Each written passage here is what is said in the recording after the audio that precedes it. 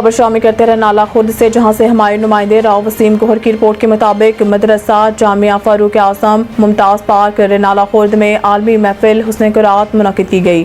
عالمی محفل حسن قرات جنرل سیکرٹری متحدہ علماء کونسل سید محمد اکرم ضیاء محتمم مدرسہ خطیب اعظم جامعہ مسجد کے زیر اہتمام منعقد ہوئی، جس میں عالمی شہرت یافتہ قاری عیدی شبان، قاری اصلاح الدین وسیم اللہ امین، محمد عابد احسان، محمد قاری خورشید، سید مبین اختر شاہ، قاری شہاب الدین، مولانا صاحبزادہ فیصل محمود، سید محمد اکرام الحق ضیاء سمیت دیگر نے خصوصی طور پر شرکت کی اور قرآن پاک کی تلاوت فرمائی۔ اور اس موقع پر متحدہ علماء کونسل کے رہنماؤں مولانا قاری غلام مرتضیٰ نوری، مولانا ڈاکٹر اسلم صدیقی، مولانا قاری سید اکرام اللہ شاہ بخاری، صدر نالا پریس کلب راؤ عتیق گوہر سمیت علاقہ بھر سے علماء کرام اور معززین نے بڑی تعداد میں شرکت کی۔ عالمی محفل حسن قرات سے خطاب کرتے ہوئے مقررین نے کہا کہ ہمیں اپنی زندگی سنت نبی صلی اللہ علیہ وسلم کے مطابق بسر کرنی چاہیے، کیونکہ اس پر عمل کر کے ہی ہم اپنی دنیا اور آخرت سنوار سکتے ہیں۔ اللہ رب العزت کے حکم اور قرآن پاک میں بتائے گئے طریقہ کار پر عمل پیرا ہو کر